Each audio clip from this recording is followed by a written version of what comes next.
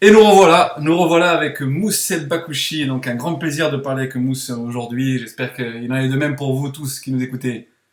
Plaisir Alors, partagé. Mousse, on a déjà passé 1h25 à discuter. On voit pas le temps passer.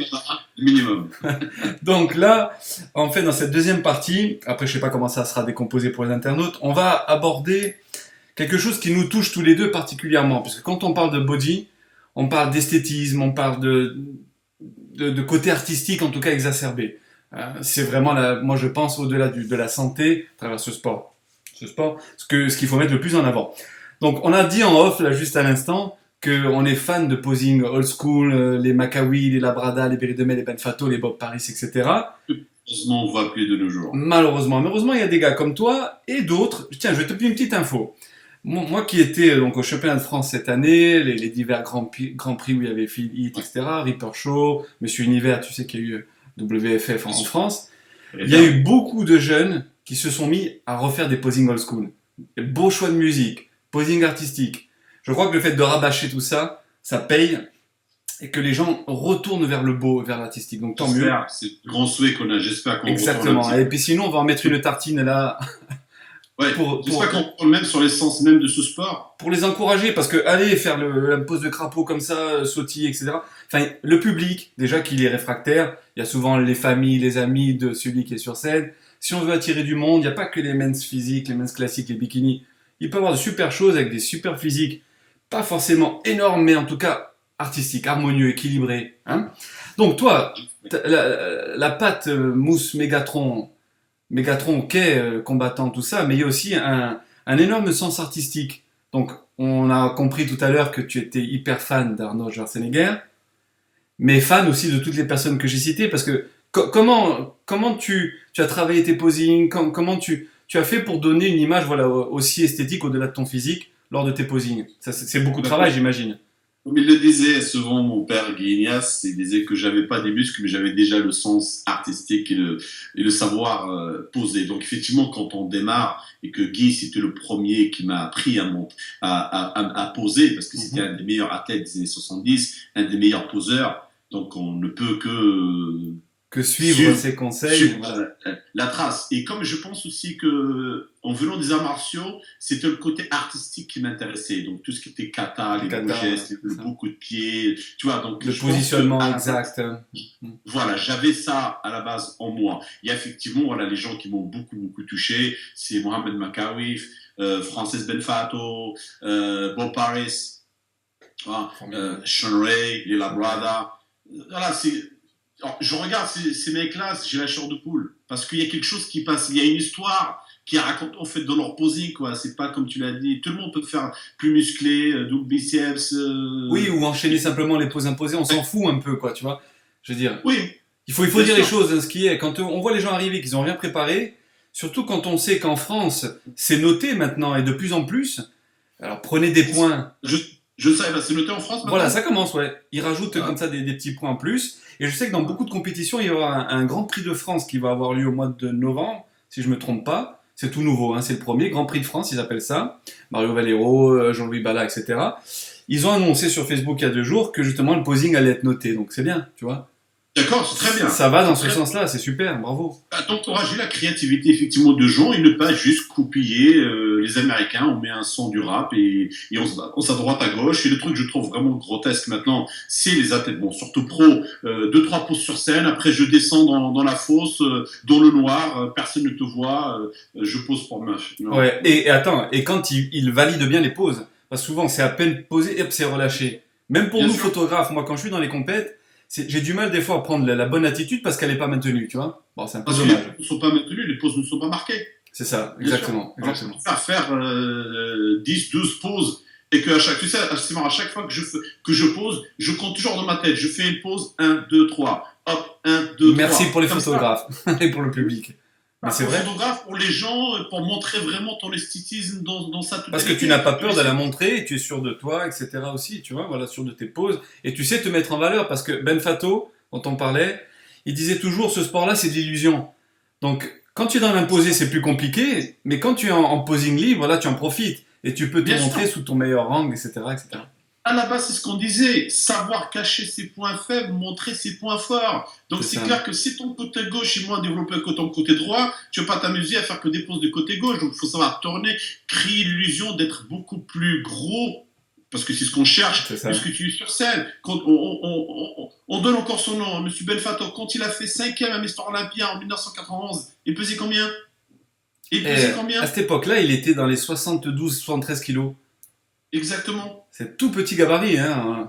Non. Et pourtant sur C'est pas scène, le physique maintenant. oui, c'est vrai, c'est vrai. Mais pourtant, waouh, waouh, il a marqué les Américains par cette élégance, par cette grâce, par ce charisme. C'est tout. Moi, je considère, pour moi déjà, Ça va lui faire plaisir, hein, parce qu'il écoute bien sûr tout ce qu'on fait, donc ça va lui faire plaisir. salut Francis.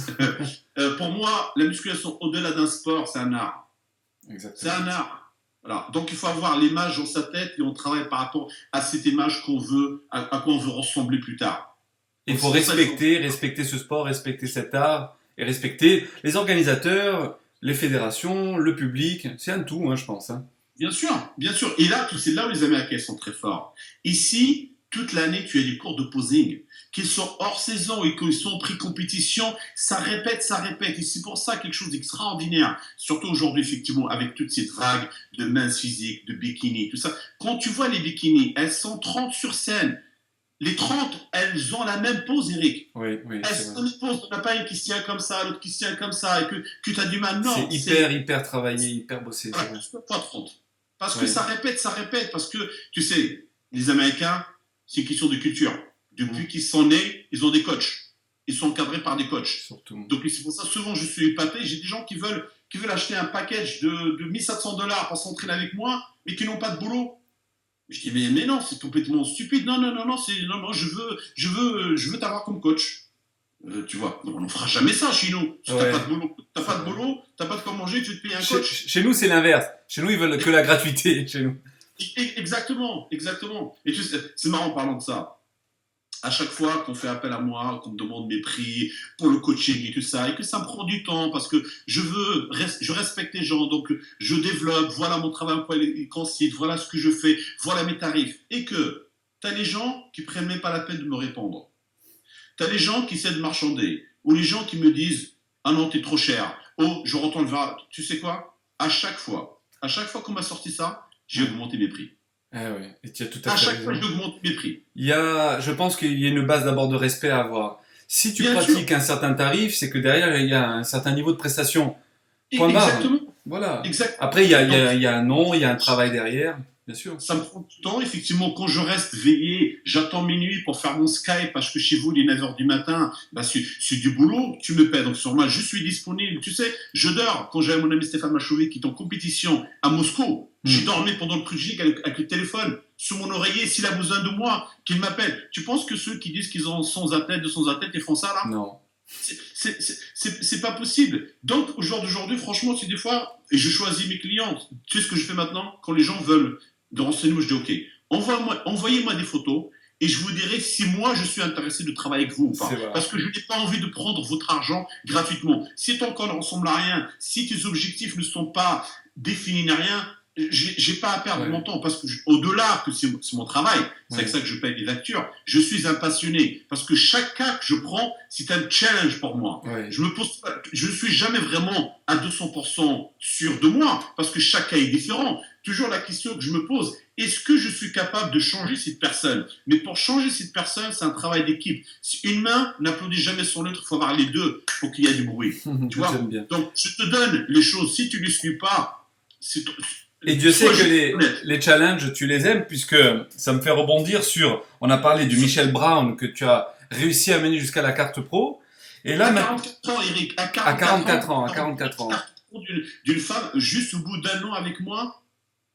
J'ai vu que notre amie commune, Véronique Ducot, avait liké, et puis vous échangez aussi, qui pour moi Bien est sûr. une très bonne coach, parce que voilà, elle a cette mentalité, Pour Véronique. voilà, et surtout beaucoup d'expérience. Donc petit coucou Véronique, si tu nous écoutes.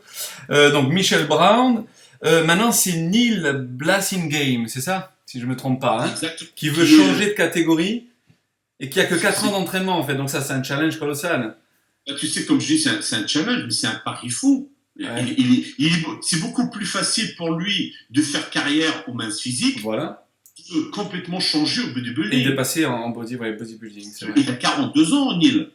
Ah, je savais pas ça Mais, par contre. 42 ans. oui. Putain, il me Mais fait quand peur, il est venu ouais. me voir et qu'il m'a posé son objectif, je lui dis écoute, à quel niveau, à quel degré de motivation et d'amour tu aimes le bodybuilding? Et il me dit c'est ce que j'aime. Je dis dans ce cas-là, si ce que tu aimes, ne passe pas ton temps à stopper tes capacités parce que tu as encore les capacités à se développer. Et quand je l'ai déshabillé, que je l'ai vu de la tête aux pieds, j'ai vu un potentiel énorme car tout est là. Il a des cuisses, il a des mollets, il a tout. Tout est Tout équilibré. monde grossir. Parce que, attention, il fait 6'2", je pense que ça doit faire peut-être du 1m90 ou 1m80. Ouais, il est grand, donc il faut remplir. Ouais, ouais. Il se remplir, mais Mais il est proportionné. proportionné, C'est quand équilibré. je vois un mini Cédric McMillan. Ouf. Ouais, donc Voilà. très belle ligne, ouais. Ah, donc, je dis, oh, voilà, ça me prendra le temps que ça me prendra. On se dit, c'est comme si on va faire une compétition pro début l'année prochaine. Si on n'est pas prêt, moi je te dis, on n'est pas prêt. On rajoute encore une année. Mais c'est un défi super, c'est énorme pour moi et pour lui. Maintenant, je souhaite pour lui qu'il sera sérieux jusqu'au bout, qu'il se découragera pas, que c'est pas juste je veux, tu vois. Mais je sens que c'est quelqu'un de très sérieux, de très motivé. Lui-même, il est coach, il a lancé sa marque qui s'appelle No Excuse, qui fait Ferreur en ce moment ici, quelqu'un de très respectueux. Ouais. Et qu'il a vu déjà, ça fait un mois qu'on a commencé à travailler ensemble, il a pu comparer avec les coachs qu'il a eu devant, il a vu à quel point je fais très attention à la santé, que je lui dis voilà, pour l'instant, il faut qu'on fasse des analyses de sang, qu'on regarde comment tout fonctionne de l'intérieur, qu'on va se reposer et qu'on a un bon plan d'attaque. Je le regarde et je dis ok, voilà les parties musculaires sur lesquelles il faut absolument qu'on travaille pour créer encore plus cette harmonie. Donc c'est un challenge énorme. On va suivre tout ça de près, et puis n'hésite pas à nous donner des infos, justement, comme ça, régulièrement. Mais ça, j'en doute pas sur ton Facebook. D'ailleurs, je voulais parler, il est super content, il m'a dit que tu as le lien de ce super magazine français, file-moi savoir. Ah, bah écoute, ça me fait plaisir. Et puis j'espère, parce que je suis en pourparlers quand même pour essayer de faire une version complètement anglaise, tu vois, mais c'est tellement de boulot. On va voir, mais on en reparlera peut-être ultérieurement. Juste un dernier mot, revenir sur le posing. Donc on te voit dans une vidéo que tu avais publiée en noir et blanc, et dans d'autres, enfin en tout cas on te voit en train de prendre des cours de posing. On te voit genoux au sol, etc., te tourner, la personne te corrige. Donc c'est tout ce boulot-là dont les Américains en sont friands, et même fait partie de leur vie, hein, parce que tu dis, ils naissent pratiquement avec un coach dans tous les domaines. En tout cas, ils ont l'habitude de cette culture du travail pour être perfectionniste, en fait. Hein. Tu te rends compte, toute ma carrière, mes débuts ont été travaillés avec Guignas. Après, effectivement, tu sais, quand tu sais que tu as le sens artistique et tout ça, tu as tendance à t'endormir. Tu sais, plus d'une fois, et c'est pas bien d'ailleurs, plus d'une fois, j'ai répété mon posing en étant allongé dans mon canapé, dans ma tête pour le concours pour le lendemain. D'accord. Et j'arrête pas de m'en sortir, parce que quand tu as le sens, on peut te mettre n'importe quelle musique, tu as toujours crié et chorégraphié sur scène, mais ça fait pas sérieux. Et là, effectivement, quand j'ai rencontré mon ami Turk, qui a un niveau national et tout ça, et que je l'ai vu en guest posing, je dis waouh, j'aimerais bien travailler avec cet homme-là. Et donc voilà, pour mon guest posing, je fais appel à lui, je dis bah voilà, j'aimerais bien, voilà ce que je veux faire et tout ça, j'aimerais m'aider. Mais il ne m'a pas montré une choré, il m'a poussé à être créatif. Voilà. Et à donner le meilleur de toi-même, puisque à te mettre le plus en valeur possible. Et moi, le fait que je passais 1 heure avec lui, ça me poussait. Ok, j'ai 1 heure pour travailler, donc il faut que je sois créatif, donc il faut que je me mets en avant. Et ça a été extraordinaire de travailler effectivement avec quelqu'un qui a l'œil artistique pour te faire sortir le meilleur de toi. Si tu devais citer le meilleur poseur pour toi, parmi les noms que tu as cités tout à l'heure, ça serait lequel? Celui qui me donne le char de roule. Voilà. Quand tu regardes Mohamed Makawi, 1983. 83, ouais, c'est exactement ça. Quand tu regardes Lela Brada, je crois sur Olympia, 1900. Je sais pas si c'est 87 où il fait le Matador. D'ailleurs, que j'avais repris la musique sans savoir. Non, je sais pas si c'est 87 à Göteborg, non? Peut-être. On va retrouver, j'essaierai de l'incruster en tout cas. Pour le Matador et tout ça, ça fait oui, super. C'est extraordinaire, c'est extraordinaire. Oui, c'est vraiment les deux personnes. Après Beauparis, effectivement, par son élégance, son esthétisme, voilà, c'est un scénario. Beauparis, quand il pose, c'est un scénario. Frank Zane, un peu plus loin dans le temps. Euh, ouais, j'ai jamais vraiment branché. Ok, tout le monde dit Frank Zane. J'ai jamais vraiment. Moins le posing, peut-être plus le physique, peut-être, ou moins. Petite parenthèse, c'est lui qui va être en couverture sur le mois de septembre. Donc nous, je vais voir si je peux placer notre interview tout de suite dedans, si j'ai le temps. Sinon, ça paraîtra en octobre. Excusez-nous, les internautes. Enfin, vous saurez quand vous l'écouterez quand c'est sorti. Mais ouais, ce mois-ci, j'ai la chance, tu te rends compte, grâce à Christophe Corion, qui bosse avec moi, d'avoir eu Frank Zane. Et pour moi, c'est encore un petit plus pour aller vers le beau, tu vois, vers l'esthétisme, Bien etc., sûr. etc. Je l'ai rencontré Frank Zane il y a 2 ans à l'Armée Classique à Columbus. Voilà, tu sens, il y a un charisme, il y a un aura, il y a un truc qui démarre. En ce moment, il fait un petit peu parler de lui, car on l'a vu Avec entre coaché. Comment ça s'appelle, au Men's Physique, Sadik. Oui, Sadik. Oui, c'est ça. Ouais. Et d'ailleurs, apparemment, ça va défrayer la chronique, hein, puisque tout le monde le donne gagnant. Bon, à voir. En tout cas, c'est vrai qu'il a un super physique, petite taille, large d'épaule.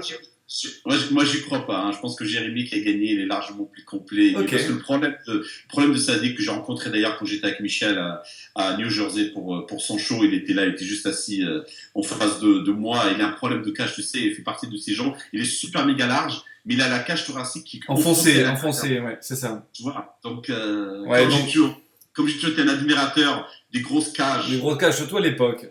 Voilà. Et ça me permet de rebondir, tiens, justement, sur petite info pour ceux qui nous écoutent. Moi, je fais toujours des apartés, et puis je crois qu'on s'est bien trouvé tous les deux pour en faire. Mais certains me disent, mais comment ça se fait qu'à l'époque, vous avez toutes ces grosses cages? Tu le sais très bien, il y avait un style d'entraînement aussi, au-delà de prédisposition génétique, etc. Mais très très jeune, ils faisaient le fameux breathing squat. Tu te souviens? Où ils enchaînaient squat, ils enchaînaient pullover, etc., etc.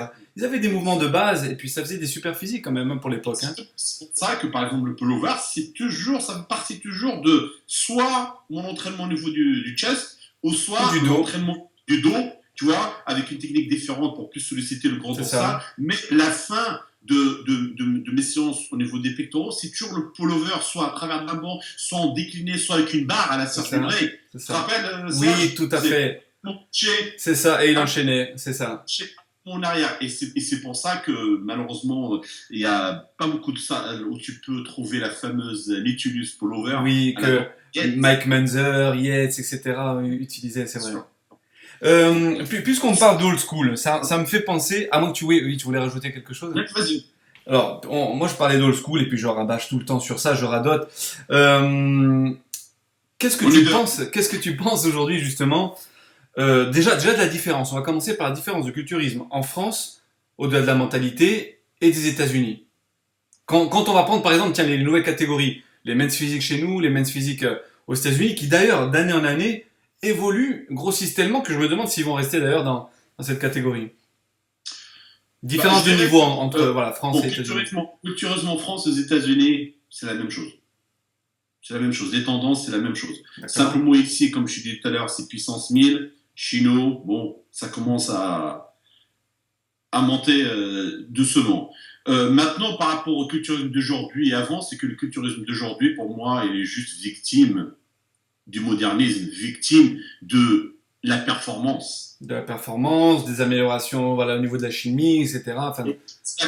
Exactement. Mais malheureusement, c'est pour ça que le bodybuilding il est en train de mourir petit à petit et qu'on donne beaucoup plus d'importance aux mains physiques, Parce qu'il y a du marketing, c'est du business, ça peut venir du monde. Parce que c'est l'argent. Quand tu vois ici que chaque concours, c'est presque sold out. C'est fermé. Tu sais pourquoi? Parce que chaque bikini, elle vient, t'as la mère, le père, le frère, le cousin, la grand-mère, le grand-père, et tous ces gens la payent pour venir voir, tu vois, la gamine. Donc les gens ici déjà, ils supportent. Donc ils viennent en nombre. Et comme souvent ici, les concours, ils sont organisés dans des casinos. Tu vois, donc les organisateurs, chapeau, parce qu'ils organisent des concours extraordinaires. Hein. J'ai mon ami d'ailleurs, là, qui est le patron des juges ici à l'Oregon, et c'est lui qui m'a invité plus d'une fois en guest posing, de remettre des trophées et tout ça, qui organise des shows, mais magnifiques, des shows à plus de 500 athlètes. Ça commence à 10h, c'est terminé à 11h. Comment ils font?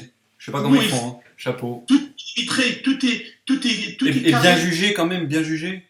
Tout est bien jugé. D'accord, ok. Tout est bien jugé. Bon, c'est clair, après le jugement, on peut toujours en Bien sûr, discuter, bien tout sûr. ça. Mais en général, tout est bien Ils font jugé. quoi? Des préjugements? Ils font vite quelques tiroirs et puis ils enlèvent vite ceux qui sortent du lot. Ils retiennent que les meilleurs. Voilà. Bien sûr, mais voilà, je dis, comme ils ont l'habitude, et que Ouais. c'est des juges qui sont Le formés, regard. et que les athlètes, voilà, ils ont été entraînés, ils ont fait leur posing et tout ça, donc c'est beaucoup plus facile quand tu as le line-up, la même pose, de De vite, juger. ouais. Tu vois, Ouais. tire, voilà, le tiroir, le top 5, le top 10, donc c'est beaucoup facile.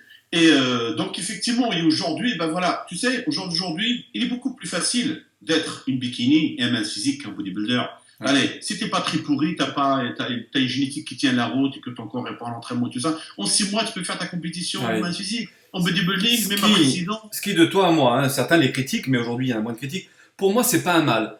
Mais pour nous, et pour moi qui fais un magazine qui s'appelle Bodybuilding Rules, il y a quand même bodybuilding dedans, hein, avec tout ce que ça comporte. J'aime les Olympiens, j'aime les personnes qui vont voilà, jusqu'à dépasser leurs limites. Hein, comme, parfois on me disait, mais pourquoi ils font ça? Ben, moi je te dirais, pourquoi l'autre il roule à 300 en Formule 1? Pourquoi l'autre il tape dans une balle au tennis pendant des heures, etc. Bon, bah, chacun fait ce qu'il a Ouais. envie et va au maximum de ses possibilités. Hein, donc il faut respecter.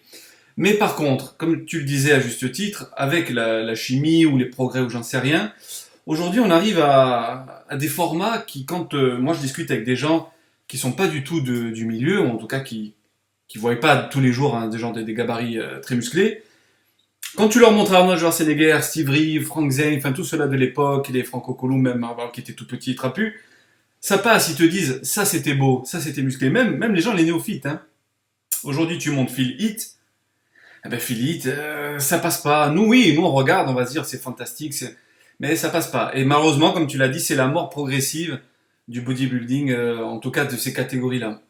Tu sais, je pense que tout au long de ma carrière, le plus gros compliment que j'ai pu avoir, c'est ma femme qui m'a toujours rapporté ça parce que forcément je suis sur scène et que à chaque fois que j'ai fait une apparition sur scène, que les gens disent waouh, si c'est ça le bodybuilding, on est preneur.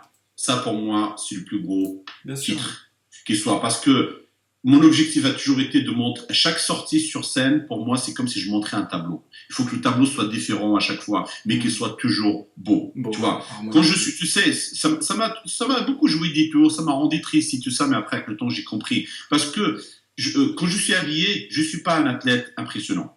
Tu vois, quand je suis dans les coulisses, personne ne porte attention sur moi. C'est presque, je suis inexistant. Quand je monte sur scène, on voit qui c'est le patron.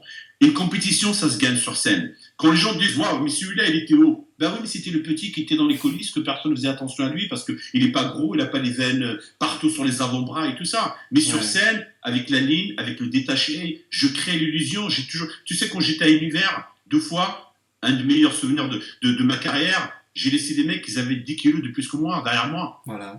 Juste par ma ligne et par mon esthétisme. Donc, c'était mes armes. C'était mes armes, c'était les ce qui est paradoxal, ça va dans ton sens, tu as vu, c'est que même Arnold, qui a des intérêts sans doute financiers, etc., lui-même qui organise l'Arnold Classic, il a fait cette fameuse vidéo dans laquelle il critique le bodybuilding actuel.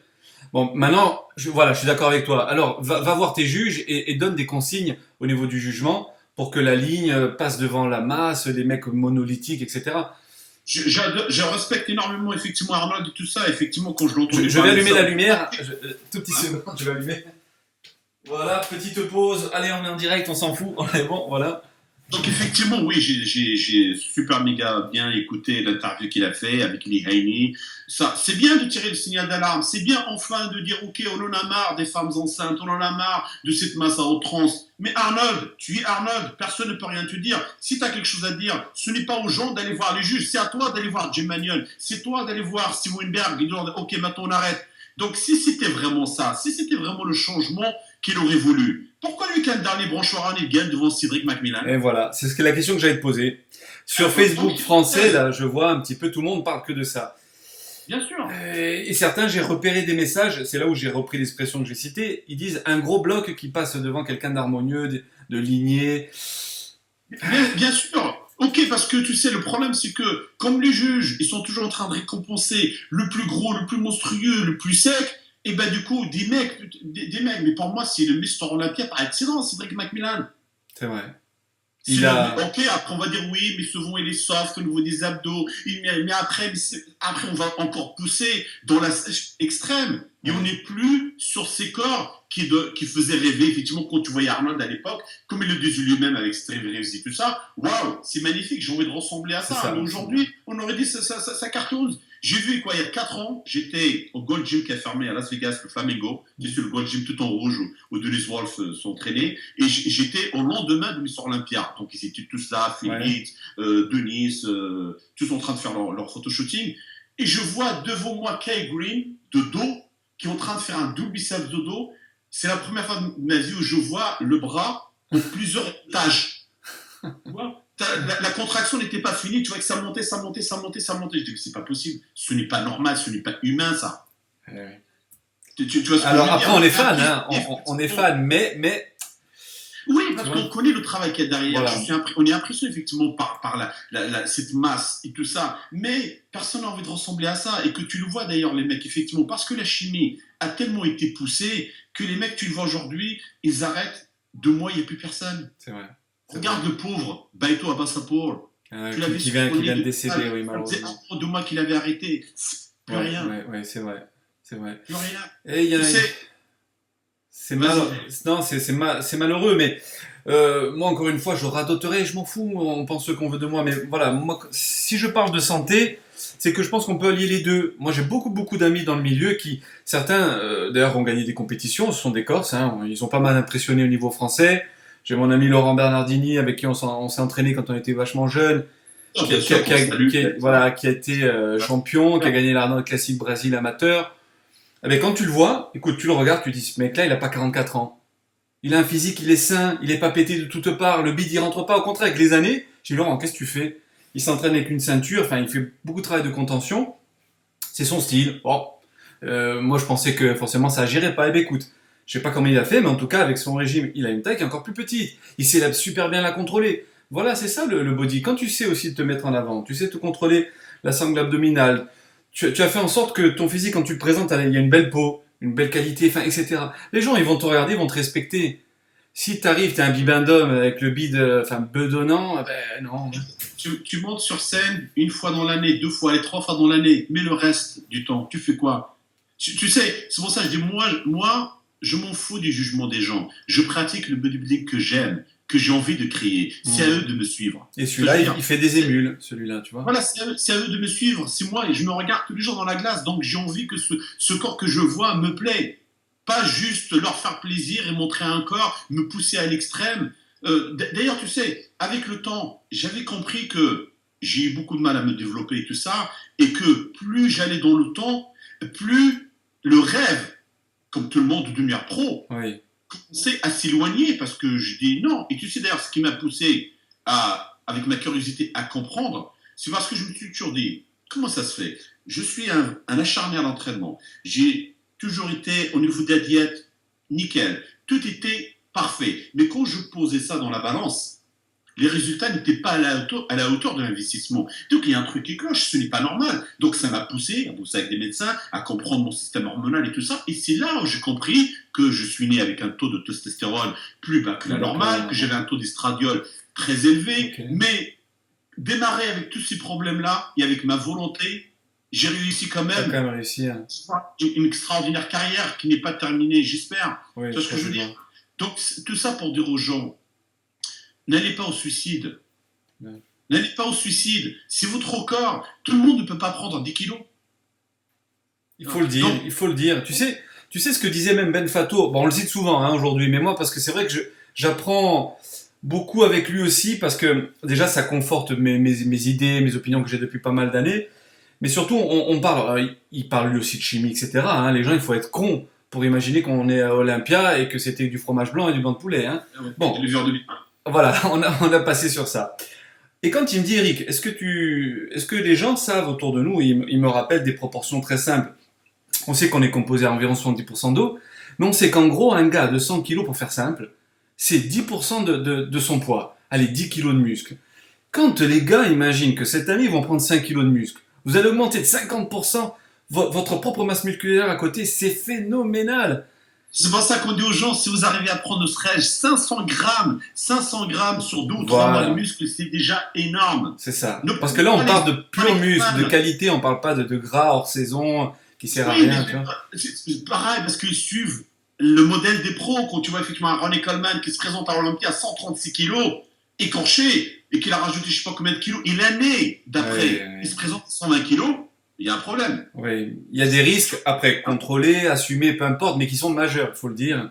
On Bien le sait. sûr, mais tu sais un truc pareil, c'est toujours sur les handis. Quand je dis à certaines personnes, et ça c'est moi qui le dis, Hmm. quand je dis aux gens, déjà au niveau des produits, ce qui compte, c'est la qualité, pas la quantité.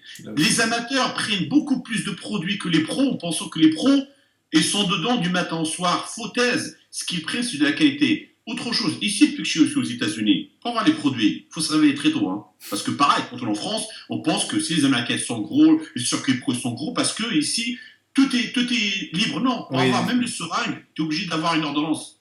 Tu vois ce que je veux dire? Donc, ou sinon, les produits qui viennent, ils viennent du Mexique, ils sont tous underground, ils sont tous pas de bonne qualité. Ouais. Et il y a 2 jours, j'étais en train de lire d'ailleurs une interview de Dorian Yates, Kevin Levrone et Sean Ray qui parlaient Oui, sur je l'ai vu aussi.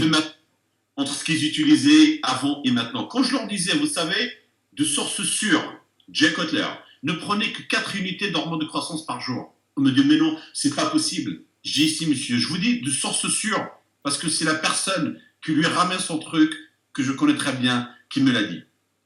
Donc, mais 4 unités de pure hormone de croissance qui sort de pharmacie, ce n'est pas 4 unités de la chinoise qui vient qu'on ne sait même pas ce qu'il y a dedans. Voilà. Donc c'est juste pour dire... Tu as bien fait de le dire. On rajoute aussi que c'est interdit, que c'est dangereux, qu'il faut chacun, voilà, et que chacun prenne ses responsabilités s'il le faut et que nous on ne conseille pas de le faire. Je ne donne pas des conseils, je donne juste pour que les gens voilà. pensent pas que oui, parce qu'il est pro, il prend 10, 15, 20, ainsi de suite. Et tu as raison de le dire parce que dans les salles de sport, on le voit tous les jours, tu dois le voir aussi. Et d'autant plus maintenant, bon moi j'ai 44 ans, je te l'avais dit tout à l'heure, les gens arrivent, au lieu d'apprendre un peu de biomécanique, de physiologie, qu'est-ce que la diététique, comment fonctionne le corps humain, les capacités digestives, etc. Non, c'est qu'est-ce que je dois apprendre pour être comme toi ou comme lui à côté, rapidement. C'est ça à l'époque, on te posait la question, Eric, comment tu t'entraînes, qu'est-ce que tu manges maintenant, Eric, qu'est-ce que tu prends? C'est toujours ça, mais on revient à la même chose tout le temps. Et oui, ils vont sur la cerise, mais alors que le gâteau n'est même pas Et là, c'est dangereux parce qu'il n'y a aucune connaissance, et souvent, voilà, des... Bien sûr. Mais il y a un truc déjà qui est complètement logique quand tu réfléchis. Quand tu lis des bêtises, qu'il y a des mecs qui prennent 4 grammes, 5 grammes de produits par semaine, si tu prends 4 grammes, mais tu as une tension artérielle, mon ami, au plafond. Ouais. Donc, entreprendre de l'huile de sésame et prendre des produits, ce n'est pas la même chose. Donc, faites très attention à ce que vous achetez, faites très attention à ce que vous prenez.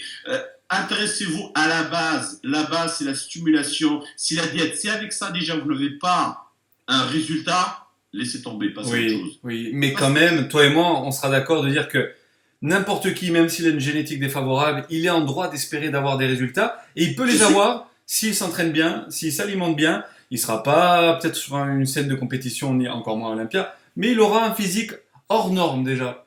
La clé, y croire. Oui.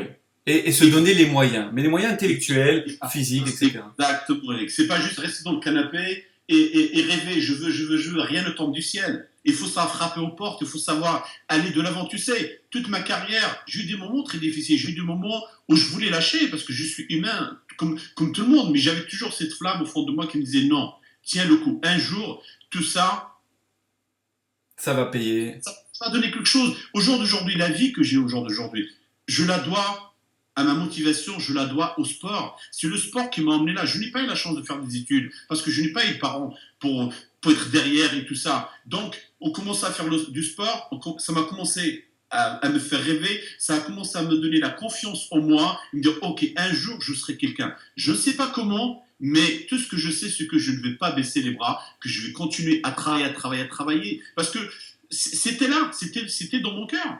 Et donc, aujourd'hui, voilà, je remercie énormément ce sport qui est magnifique, qui m'a donné toutes les opportunités, tous les rêves que j'ai eu, Eric, dans ma vie. Comme je disais tout à l'heure, petit, moyen, grand, j'ai accompli tous les rêves de ma vie. Tout ce que je voulais. Et maintenant, voilà, j'ai 2 petites filles maintenant, c'est un autre rêve. Voilà. Et que, un scoop, je suis en train de travailler sur l'ouverture de ma salle. Donc, je vais ouvrir ça, c'est un super scoop, ça, super, bravo. La salle de sport, ça a toujours été un rêve. Aujourd'hui, voilà. On est vraiment dans le rêve américain. Quoi qu'on en dise, plus on avance dans l'interview, plus c'est le cas. Je vais venir vivre aux États-Unis, moi, tu vas voir. Hein, je vais dire à ma petite amie. Non, c'est juste voilà, peut-être des gens qui vont dire, ouais, mais comment il fait le mec? Ça fait 3 ans qu'il est là, il travaille, il est cool maintenant là-bas, il s'est acheté une maison, là il va monter sa salle. Mais Non, tu sais, c'est juste. peut-être parce que là-bas aux États-Unis, ils respectent le travail sans doute et qu'il y a une récompense à ce travail. Alors qu'en France, tu le sais très bien, hein, tu as vécu avant de voilà, venir vivre aux États-Unis, les gens ne te respectent pas, te jalousent, enfin, te critiquent même tout le temps. Tu vois, bon, allez. Être soi-même, être sérieux, être généreux, ne pas se prendre la tête et juste, tu sais, donner aux gens. Aujourd'hui, je donne ce que ce sport m'a donné. Donc, il faut savoir donner au retour, comme souvent d'ailleurs Arnold Le dit dans ses dit Six Rules. Bien Oui, sûr, c'est ça. il faut savoir donner. Et tu sais pourquoi je veux ouvrir une salle? Parce qu'effectivement, je suis passionné. Je veux ouvrir une école de musculation. C'est ça Ah, mon rêve. Je veux être, parce que c'est ma salle, avoir le temps de me balader dans la salle et corriger les gens sans me payer. Si je vois quelque chose de mal fait, écoute-moi, je vais te montrer comment faire un coucher correctement, comment faire. Si les gens veulent prendre une demi-heure de venir en front disc, de discuter avec moi, ils ont le choix. Donc je veux ouvrir une école. Et c'est pour ça que je lui ai donné le nom de Will Power Gym. Pourquoi le Will? Will, c'est la volonté. oui, Donc c'est le pouvoir de la volonté combiné avec le pouvoir, avec la force qu'on développe qu'on à la développe salle. à la Donc salle. ça, c'est la deux combinaisons. C'est La deux super. combinaisons, c'est le cerveau et, et, Et et le le corps, muscle. le muscle. Mais par contre, tu as dit un mot hyper important, et il me fait sourire celui-là, parce que quand on rediscute encore une fois avec la star, le Sphinx, Francis Benfato, on parle souvent de sa technique, en tout cas le point de départ de sa technique, la PPM, tu sais, Performance Progressive Method. Et moi, je dis tout le temps que c'est le BA-BA, BA égale bas, donc qu'on devrait apprendre même à l'école, enfin à l'école du culturisme. Donc tu vois, école, les bases, les fondamentaux en fait. Après que chacun, moi je dis à Francis, je n'utilise pas tout le temps sa technique. Je vais pas faire le faux cul à dire que j'utilise que sa technique. J'utilise les autres parce que les autres m'apportent à un moment clé, à un moment donné, d'autres sensations dont j'ai besoin à un autre moment. Bref. Par contre, il y a toujours une déterminante et quelque chose, un fil conducteur qui est sa méthode. C'est-à-dire qu'à chaque fois, je me remémore ces phrases, à chaque fois, la technique plutôt que le poids, la vitesse, l'angle, etc. Enfin, tout ce que je t'ai raconté. Donc voilà, on est vraiment dans la culture physique, culture du corps, mais de l'esprit. Et c'est pour ça, comme il le disait très bien Guignas, il dit c'est pas le culturisme, c'est du sculpturisme. Ouais, tu sais, je connaissais pas cela. Mais c'est super, ça aussi.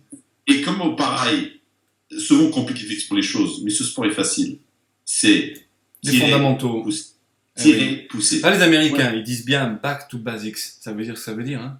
Exactement, mais c'est pour ça que je dis souvent, ça me met hors de moi. Parce que là, j'ai des jeunes qui me moussent, voilà, je veux bien que tu me coaches sur des techniques d'entraînement et tout ça. Déjà, c'est très compliqué quand tu as les gens à Bien distance. sûr. Pour au niveau, je veux dire, au niveau entraînement. Et j'avais remarqué avant, en fait, quand je coachais les gens, je leur donnais des programmes. Voilà ce qu'il faut faire pour les pecs et tout ça. Déjà, c'est très compliqué. Tu ne sais pas ce qu'ils ont comme matériel à leur À disposition dans la disposition.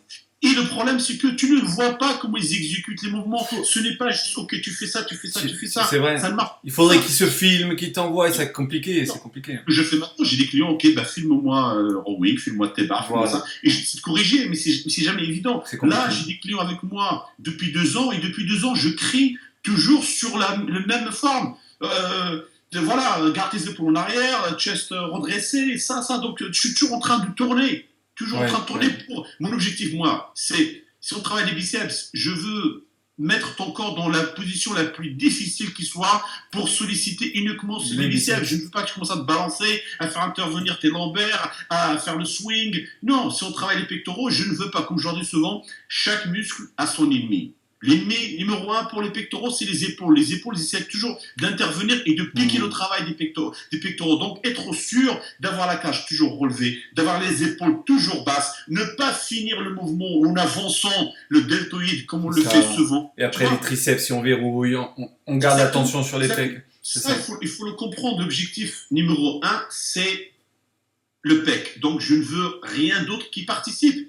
Tu vois. C'est ça. Et Et c'est les gens, vrai. je crois, ils se compliquent trop la chose. Après, je suis d'accord, tout comme toi et comme tous les bons coachs qu'on a en France, on a quand même des bons aussi, d'apporter des techniques d'intensité comme ça pour des gars qui ont besoin d'une stimulation différente, supplémentaire, peu importe, au-delà du coaching mental, hein, du petit, de l'aide comme ça.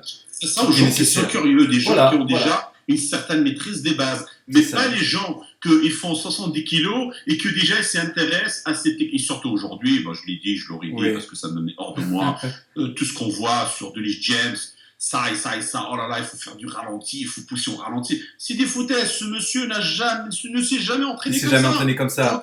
Ces vidéos, c'était du basique. C'est du C'était basique, du lourd, basique. et voilà, bien sûr. Hein. Soit l'incliné à 180 kg, 220 kg, il n'y avait pas du ralenti ou quoi que ce soit. C'est ça. C'était boum, C'est ça. boum, boum, tu vois. Donc, Ouais. mais maintenant, et comme je dis, voilà, tout ce qu'il a aujourd'hui, il l'a piqué. Il l'a pris Oui. à. Et tu sais très bien que le slow, enfin le temps sous tension, le slow, enfin tout ce que, même Ben Fato, il a hérité de choses qu'il a lui-même apprises. Moi, si je parle aujourd'hui, c'est parce que j'ai appris l'alphabet à l'école. C'est même pas venu tout seul. Donc ce que toi tu proposes, tu l'as appris, mais tu l'as après adapté, tu le mets à ta sauce, à la sauce Mousse El Bakouchi. Voilà. Tu vois, il y a ce que tu dis tout à l'heure. Mon expérience avec Melo Sarchev. Melo Sarchev, c'est lui qui a remis au goût du jour les Giant Sets. Oui. Les Giant Sets Oh là, qui je sais que lui, ouais, c'est exercice ça. où il utilise le heavy duty parce que tu as toujours un exercice de base qui travaille lourd. Après le reste, sur Après il enchaîne, ouais, plutôt léger, mais ouais, il enchaîne.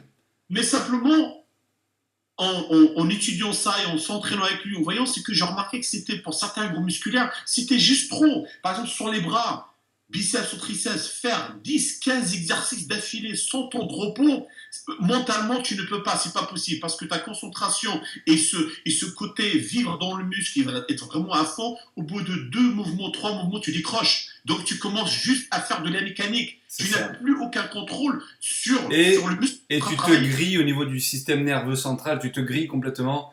Et à la Bien longue, sûr, tu ça, t'en quand sors je dis pas. aux gens, il y a une grosse différence entre du gros volume et du travail en lourd. Quand tu Ouais. sais que tu as 4-6 répétitions à faire, c'est plus nerveux. Tu y vas, il faut pousser la charge. Mm. Quand tu sais que tu as 15, 20, 25 répétitions à faire et que tu te focalises sur chaque répétition, mentalement, c'est très dur. C'est Ouais, très éprouvant. très éprouvant, c'est vrai. Mais c'est pour ça qu'on dit souvent, on parle souvent de la récupération, mais on oublie souvent la récupération du cerveau. Quand tu fais une très bonne séance de jambes, le lendemain, je t'assure que tu le sens, tu n'as pas la même concentration, tu n'as pas la même récupération. Et c'est pour ça souvent, après ma séance de jambes, soit je conseille de prendre un jour de repos, ou soit de faire un groupe musculaire beaucoup plus petit, comme les bras, qui ne demandent pas beaucoup d'efforts, et ne jamais faire deux gros groupes musculaires comme cuisse, dos, au dos et cuisse. C'est pas Et possible. tu vois, ça pour moi, c'est back to basics et c'est du bon sens, c'est de la logique. Tu Bien vois sûr. Mousse, je vois ta femme qui est derrière, je vais bientôt le libérer. Pas de problème. Juste un petit mot sur ce qui va intéresser, ce qui nous écoute, c'est-à-dire les techniques d'entraînement. On est en train de l'aborder. Est-ce que tu as des petites astuces, des petits conseils comme ça? Et pour celui qui se met à la musculation, pour celui qui est un peu plus aguerri, sans rentrer forcément dans les détails, mais ce qu'on vient de dire, pour qu'il se dise justement que c'est pas si compliqué que ça. C'est juste effectivement être à l'écoute de son corps, rester avec la base, ne pas se compliquer la tâche, faire des entraînements qui sont assez intenses et courts. Ça ne sert à rien de rester des heures et des heures. Je suis le premier à l'avoir fait, effectivement, comme j'ai dit tout à l'heure, à rester 3 heures, 4 heures, qui ne servent strictement à rien. C'est pour ça souvent, je compare l'entraînement au body comme l'entraînement des sprinters. Sur 100 mètres, tu donnes toute la puissance que tu as. Tu le vois d'ailleurs par le développement physique entre un marathonien et un sprinter. L'entraînement musculation doit être la même chose. Être capable vraiment d'avoir une super méga concentration. Il le disait lui-même d'ailleurs, Schwarzenegger m'a fait super rigoler. Il disait, quand tu vois aujourd'hui les gens avec leur téléphone et tout ça, c'est des Mickey Mouse. C'est vrai. Non, c'est avoir un plan dans sa tête et être à l'écoute de son corps. Tu sais, le développé couché ne peut pas réussir à tout le monde. Le squat n'est pas fait pour tout le monde. Mais ça, il faut être attentif, il faut avoir le sens du détail pour comprendre. Mais attention, ça demande beaucoup plus de temps, beaucoup plus d'années pour découvrir ça. C'est pas au bout d'un mois, le coucher, c'est pas pour moi, les écartés. Non, il faut faire et refaire et refaire et refaire. Mais rester basique. Les mouvements de base et les mouvements composés, les mouvements d'isolation, sentir la pompe dans ce muscle, ça veut dire qu'on le stimule. Et ne pas jouer, ça veut dire... Et pour moi, d'ailleurs, il n'y a pas de travail lourd, il n'y a pas de travail léger. Il faut savoir tout combiner dans la même séance pour avoir une totale stimulation. Je suis tout à fait d'accord avec toi. Faire dans les techniques avancées, il faut être capable de tout utiliser. Oui. Et puis après, avec le temps, avec l'expérience, chacun aura normalement le ressenti suffisant pour savoir adapter même la séance le jour même, parce que on bosse, on a eu un ennui, on est stressé, on n'a pas assez dormi. On peut pas être aussi efficace qu'un jour où on est parfaitement en forme, tout va bien, on est heureux. Donc il faut aussi une perpétuelle adaptation la musculation, elle devient passionnante parce que justement, on doit toujours, avec Ben Fato, on dit s'adapter, s'entraîner, progresser. Toujours s'adapter, mais à l'environnement, au stress, à la fatigue, à plein de choses. C'est ça, c'est pour ça souvent, je dis aux gens en fait, quand je m'entraîne et tout ça, je n'ai jamais vraiment de plan. Et c'est pour ça que je n'aime pas les programmes préétablis à l'avance. Okay, si tu mets, ça va être du lourd, si tu mets le léger, si tu mets le repos. Quand tu arrives dans la salle, il suffit que tu grippes ton haltère ou ta barre, tu sens si aujourd'hui tu as la puissance ou pas. Donc comment dirais-je, tu t'entraînes au feeling. Tu t'entraînes par rapport à ton énergie du jour. Si aujourd'hui, dans ton programme, c'est un travail lourd et que toi, effectivement, tu n'as pas dormi, tu n'as pas bien mangé, tu es fatigué, tu y vas à la blessure. Ou le jour où dans ton programme, c'est travail en longue série au repos et que toi, tu sens que tu pètes la forme, et ben, tu vas perdre ton temps. Donc, mais toujours pas avoir du recul pour savoir sentir ces moments-là. Quand est-ce qu'il faut que j'y vais, quand est-ce qu'il faut que je relève un petit peu le pied. C'est facile. Ça fait partie de la base, tu sais. C'est vrai, mais tu as tout à fait raison. Petite aparté aussi, quand je m'adresse à toi et à travers toi aux internautes, moi je m'adresse surtout, au-delà de nos amis compétiteurs, à tous ceux qui m'envoient des messages et qui lisent le magazine, parce qu'il faut savoir que sur scène, il suffit d'aller voir à France, hein, il y avait 300, 400 athlètes, 200 dans d'autres compétitions. Sur les milliers de gens qui fréquentent les salles de sport en France, c'est une minorité quand même les compétiteurs. Hein. Donc nous on s'adresse, en tout cas moi, majoritairement, aux autres, aux lambda, à ceux qui fréquentent les gyms et qui ne progressent pas. Après, toi et moi, tu sais très bien que quand on voit les Giant Set 2000 of Sarcef, si moi je commence à faire ça pendant une semaine, 10, 15 jours, je suis grillé. Hein. Après, ça va commencer les tendinites, les blessures, le surentraînement, etc. Par contre, des gars qui sont sous chimie, ils peuvent se permettre un peu plus, et encore que. Hein. Bon. Donc ça, c'est à préciser aussi, parce que les gens, ils se perdent. Ils me disent, mais Eric, moi j'ai vu ça sur YouTube. J'ai vu les entraînements de Ronnie Coleman. Je les ai fait moi aussi, hein. Mais bien sûr, toute proportion gardée.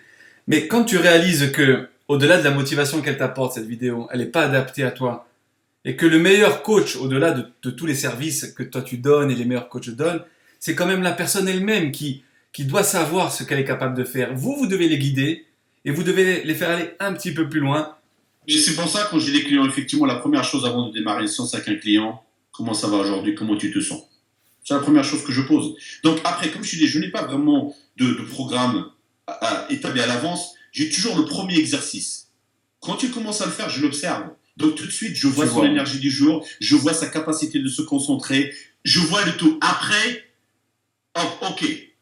C'est parti. On enchaîne. Voilà. Je suis toujours en train de l'observer, je suis toujours en train de peser, de voir à quel moment on doit s'arrêter, à quel moment on doit continuer. Tu vois, c'est juste avoir l'œil. C'est pour ça que je ne quitte jamais l'athlète des yeux. Tout le temps, je suis derrière. Et voilà, je travaille avec sa forme du jour. Petite question sur... on me pose souvent à moi la question sur le carnet d'entraînement. Est-ce que le pratiquant lambda qui coach ou pas coach, hein, qui en a un ou pas, qui s'entraîne, est-ce que tu conseilles un carnet d'entraînement noté, voir un petit peu ses mensurations, ses poids, en fonction de l'exercice de base ou pas? Simple question, hein.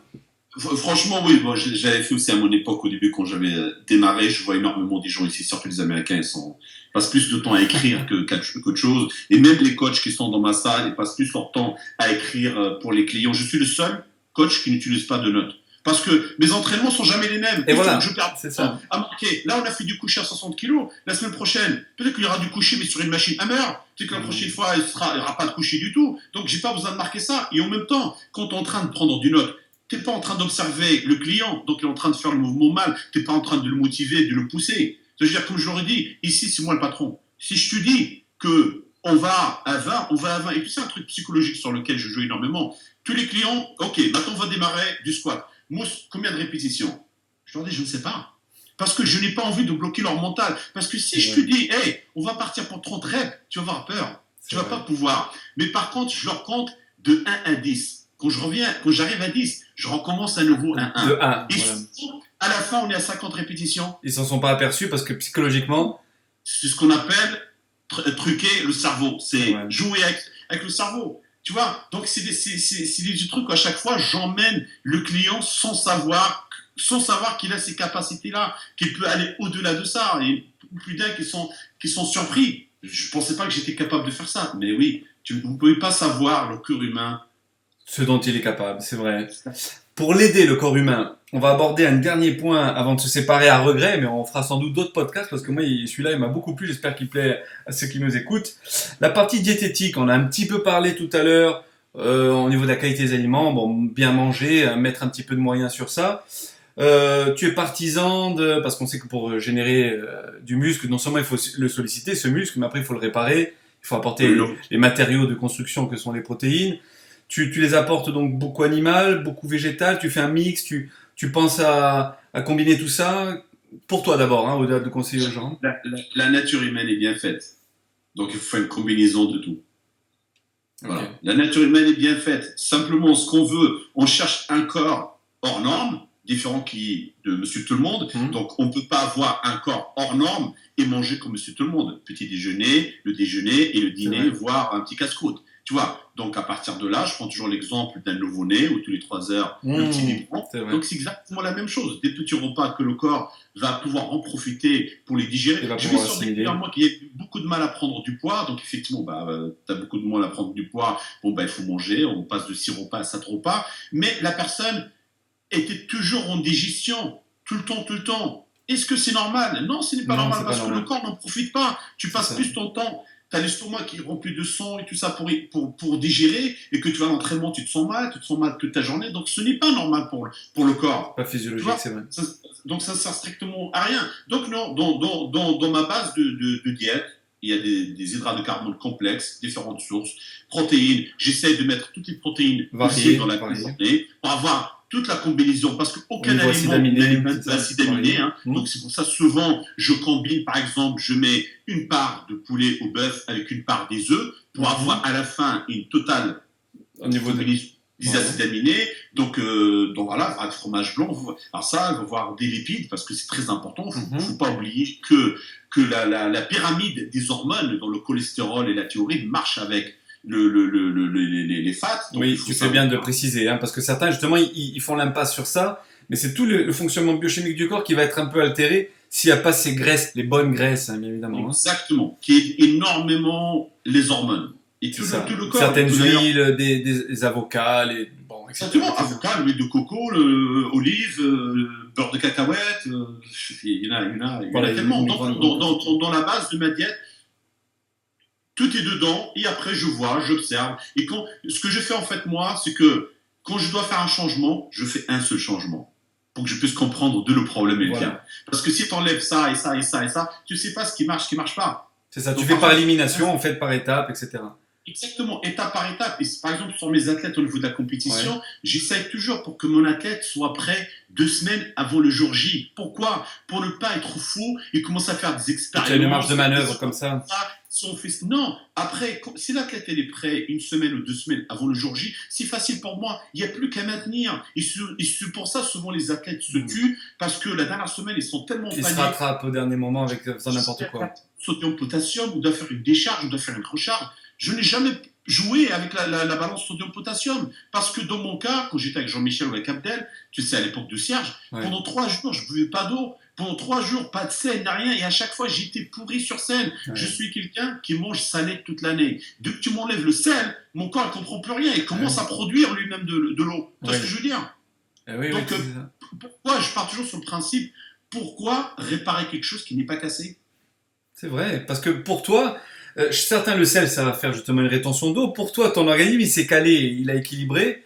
Et il réagit d'une autre manière, différente de la mienne, des autres. Donc il faut en effet, continuer quelque chose qui marche, il faut le continuer. Et puis c'est tout. Oui, pareil, pour les décharges recharge, comme justement, ça date de l'âge de pierre. C'est fini maintenant, il n'y a plus personne qui fait ça.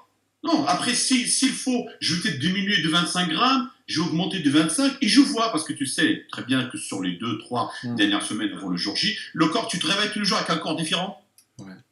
Donc s'il y a un truc qui ne va pas, il faut y aller doucement. Tout doucement, c'est vrai. Pour toi, pour aller doucement, il faut avoir l'œil. Ça ne vient pas comme ça. Et souvent, des athlètes, ils attendent de moi que je leur marque noir sur blanc. Je dis, mais non, je ne sais pas. Parce que ton corps va changer à chaque fois. Donc, je ne peux pas te dire, OK, la dernière semaine, on va faire ça. C'est faux. Celui qui te dira ça, qu'il a la clé, c'est faux. Il faut juste savoir s'adapter. Voilà, il faut voir et constamment s'adapter. Pour toi, la diététique, pour une réussite, pour quelqu'un qui veut perdre du poids, qui veut en gagner, ou carrément les compétiteurs, c'est combien? 70-30 la diététique? 50-50? C'est là où je reviens à ce que tu disais tout à l'heure, prendre note, mesurer ce que tu manges, c'est très important dans cette phase-là. Parce que si par exemple, je sais pas moi, tu es à 200 grammes d'hydrates de carbone, je parle de 200 grammes d'hydrates de carbone, je ne parle pas de 200 grammes de riz ou de d'avoine. C'est parce qu'il y a beaucoup de gens qui ne font pas la différence. Les hydrates de carbone, ce n'est pas la quantité du riz. Si tu prends 100 grammes de riz cru, ce qui fait 220 grammes de riz cuit, c'est 75 grammes d'hydrates. C'est ça. Donc c'est sur cette base-là qu'il faut partir. Ouais. Si je vois par exemple que l'objectif c'est de prendre du poids et que tu as que 200 grammes d'hydrates de carbone, mais je vois que tu es en train de perdre.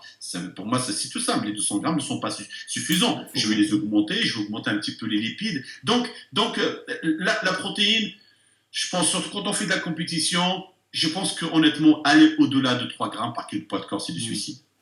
Tu peux une acidification du corps taux de protéines très élevé. C'est clair, si tu rajoutes les produits, et un truc qu'il faut savoir, les produits ne sont ni plus ni moins que des fixateurs de protéines. Oui, ça synthétise tout ça, hein, voilà.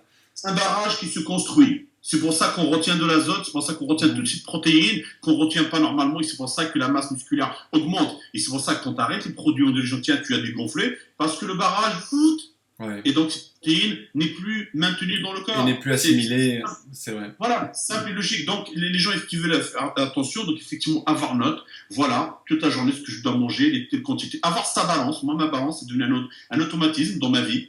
Voilà, je pose mon assiette, je pose, même là, tu vois, je fais pas de compétition ni rien, mais quand je mange mon riz ou mes flocons d'avoine, je sais combien je vais manger, parce que sinon je vais tomber dans la gamelle. C'est ce que je veux dire. Surtout si tu es un bon vivant, que tu aimes bien manger. Juste un jeu de calcul. Voilà, donc voilà tant de lipides que je prends. Ma protéine, je prends 30-35 grammes de protéines par repas. Les hydrates de carbone, je les place à des moments spécifiques de la journée. Si je m'entraîne pas, si je m'entraîne le matin, si je m'entraîne le soir. Tu vois. Et après, avoir l'œil sur ça et être capable de se juger honnêtement. Objectivement. Voilà. La balance, c'est très important, mais le visuel est beaucoup plus important d'ailleurs, parce que des fois, la balance peut montrer toujours le même chiffre. Mais quand tu te regardes visuellement, tu vois que ton corps est en train de changer. Et sans ça, souvent, je demande à mes athlètes, quand on est près des compétitions, soit de m'envoyer toutes les semaines ou toutes les 2 semaines, le poids. Mais c'est juste, moi, le poids, pour moi, ok, si tu me dis en une semaine, tu as perdu 3 kilos, il y a un problème. J'ai pas envie que tu perdes 3 kilos. Si on part sur une base de perdre 500 grammes ou 1 kilo par semaine, je veux que tu perds qu'1 kilo par semaine. Tu vois, si maintenant au bout d'une semaine tu n'as rien perdu, ça veut dire qu'il y a un problème. On va essayer de... Encore une fois, toujours adapter. En tout temps, c'est demande, envoie-moi les photos. Il faut que je vois. Justement, pour tous ceux qui voudraient te contacter, ils passent par ton Facebook, tu as un email, comment...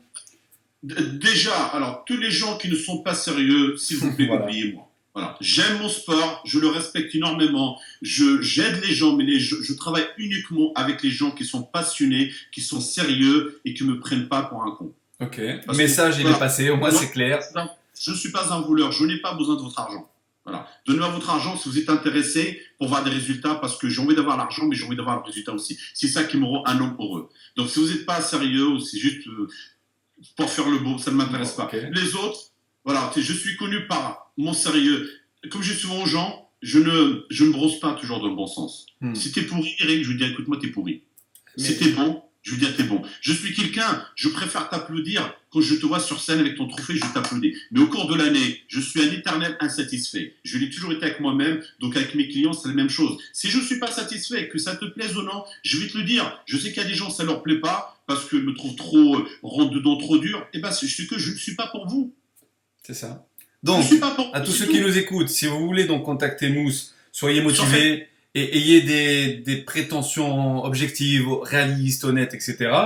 Sachez qu'il y a un coût. Après, j'imagine que tu as plusieurs forfaits, hein, en fonction du nombre de conseils, de temps, il y a des packages, etc. Soit l'année, soit au mois, soit... Ouais, je suis ouvert à... Ne serait-ce que d'apprendre un petit peu de toute ta science et de toute ton expérience, ne serait-ce que des petits packages, etc. Après, je suis pas là pour te faire de la pub, mais j'ai beaucoup aimé ton discours et j'aime, moi, ce genre de discours qui prennent le temps. Renseigner. Mes prix, honnêtement, ils ne sont pas exorbitants. Alors, les gens ici, tu vois, par exemple, on me paye à mes justes valeurs. Je vais te raconter juste une petite anecdote. Tu sais quoi? J'ai pas mal de clients de Hani Rambo que j'ai récupérés aujourd'hui. Des clients de Hani Rambo. qui est le préparateur de Philippe. Tu sais pourquoi ils m'ont choisi? Non. Dis-moi. Parce que Parce que genre, il y a le suivi, il y a le suivi, il y a le comportement de Hani Rambod avec Monsieur Tout-le-Monde n'était pas le même qu'avec un Philippe. Voilà. Tu vois. Donc, tu sais, aujourd'hui, j'ai un de mes meilleurs amis qui était un client qui est le parrain d'une de ma fille.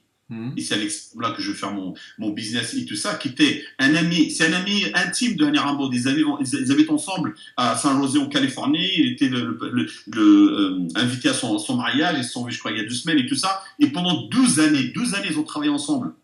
Quand on a commencé à me connaître, et je le vois qu'à chaque fois, je crois, John, il était à 3 semaines de sa compétition, et Hani, qui n'a pas eu le temps de regarder son suivi, n'a rien. Je crois qu'il se réveille 3 semaines avant le concours, il regarde des photos, il lui fait écoute John, t'as de la graisse sur le cul, t'as de la graisse sur les hamstrings, donc on fait pas le concours, on n'a rien. Donc imagine dans quel état il était. Mais moi tout de suite j'ai compris ce que cet homme il lui fallait.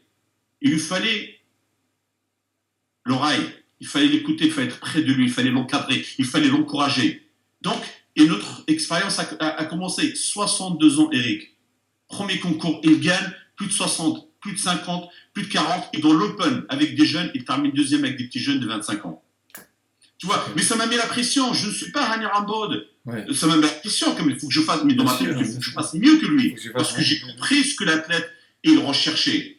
Et quand on arrivait au niveau paye, je lui ai donné mon tarif, il m'a dit non. Je vais te payer le même prix que je payais Hani Rambod parce que tu es mieux que Hani Rambod. Donc pourquoi tu veux que je te donne moins alors que je payais quelqu'un, je le payais $500 par mois et qu'il n'était pas capable de me suivre quoi que ce soit. Donc je te donne $500 par mois.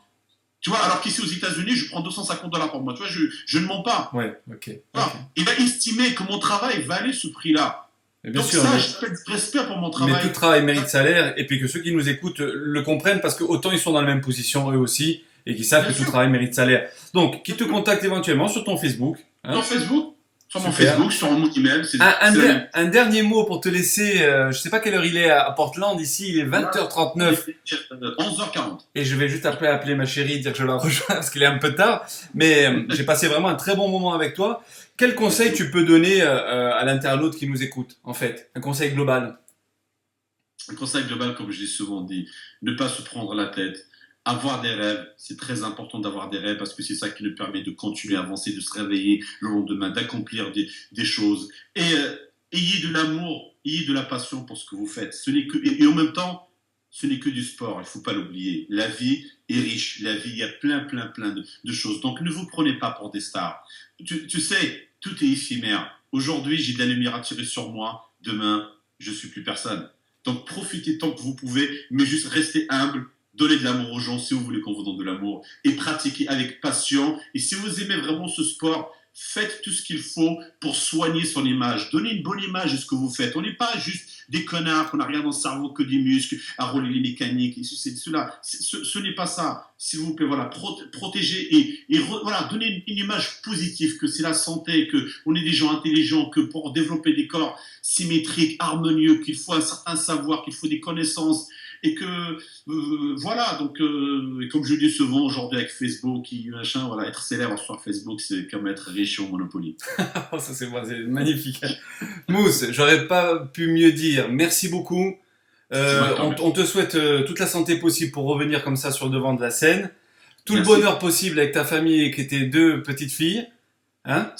C'est mon plus gros rêve maintenant, c'est de retrouver le bonheur et de continuer sur ma lancée, à partager ma passion avec les gens et juste être un homme heureux. Et une bonne continuation aussi dans tes affaires et dans ton futur business, ta future salle. Tu nous tiendras au courant comme ça de l'évolution. Avec plaisir. Merci encore beaucoup à toi. Je te dis à très bientôt parce que je pense que j'aurai l'envie d'en faire un autre. Moi, je te remercie énormément pour ta gentillesse.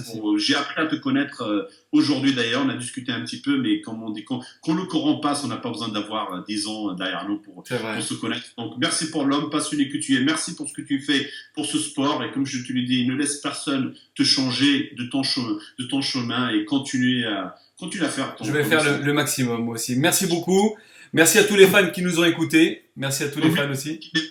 Et reste concentré que sur les gens qui applaudissent ce que tu fais, qui aiment ce que tu fais. C'est ce que je vais faire. Merci à tous ceux qui nous ont écoutés. Merci encore à toi. À très bientôt pour une prochaine vidéo. Et ma petite phrase fétiche, je dis que la fonte soit avec vous à ceux qui nous écoutent. À bientôt, Mousse. Ça m'a fait très plaisir. À bientôt. Ciao, ciao. Merci.